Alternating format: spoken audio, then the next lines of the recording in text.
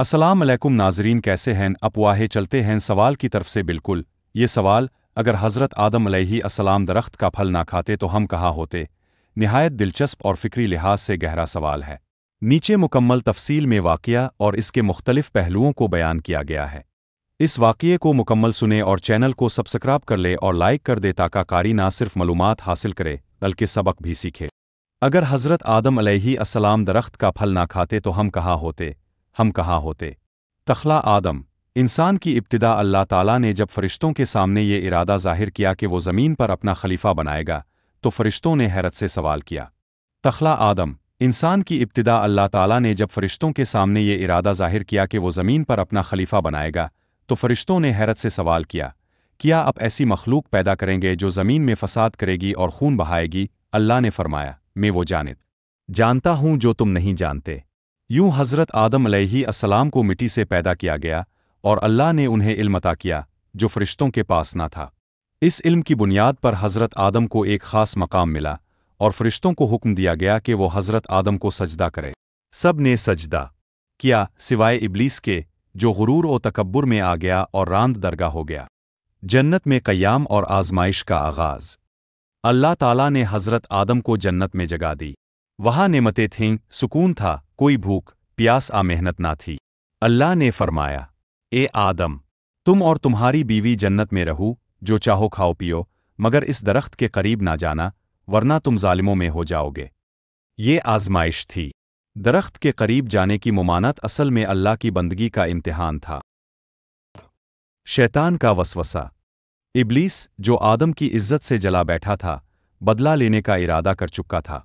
इसने किस्म खाकर हज़रत आदम और हज़रत हुआ को वसवसा दिया। अल्लाह ने तुम्हें इस दरख्त से सिर्फ इसलिए रोका है कि कहीं तुम हमेशा के लिए जन्नत में ना रह जाओ। अगर तुमने इस दरख्त का फल खा लिया तो तुम फरिश्ते बन जाओगे, हमेशा जिंदा रहोगे। हज़रत आदम हुआ इस वसवसे में आ गए और दरख्त का फल खा लिया। फिर क्या हुआ? फिर अल्लाह का हुक्म नाजिल हो, आतरू, तुम एक दूसरे के दुश्मन हो। ज़मीन में तुम्हारे लिए एक वक्त तक ठिकाना और सामान जिंदगी है। यूं इंसान को जन्नत से ज़मीन पर उतारा गया, लेकिन ये सज़ा सिर्फ अज़ाब ना थी बल्कि एक बड़ी हिकमत का आगाज़ था, आज़माइश। श्ट्रेह। अगर हज़रत आदम फल ना खाते तो क्या होता? ये सवाल फ़िक्री, जज्बाती और फ़लसफ़ियाना अंदाज़ लिए हुए है। अगर वो फल ना खाते तो एक, हम सब जन्नत में होते। मुमकिन है, लेकिन कुरान हमें बताता है कि दुनिया की तख्लीक और आज़माइश का निज़ाम पहले से तयशदा था। दो, किया आज़माइश ना होती? अल्लाह ताला फरमाता है, वही है जिसने मौत और ज़िंदगी को पैदा किया ताकि आज़माए, तो भी अल्लाह का इरादा मुकम्मल होता किसी और तरह। सबसे बड़ा सबक। हम जन्नत के वारिस हैं अगर हम खुद को शैतान के वसवसों से बचाएं और अल्लाह की इताअत करें। ये दुनिया आर्जी है, पहले ही फरमाया था कि मैं ज़मीन पर खलीफा बनाने वाला हूँ, तो हज़रत आदम की नस्ल ज़मीन पर आनी ही, तो भी अल्लाह का इरादा मुकम्मल होता किसी और तरह। सबसे बड़ा सबक। हम जन्नत के वारिस हैं अगर हम खुद को शैतान के वसवसों से बचाएं और अल्लाह की इताअत। नतीजा, अल्लाह की मंसूबा बंदी और इंसान की हैसियत।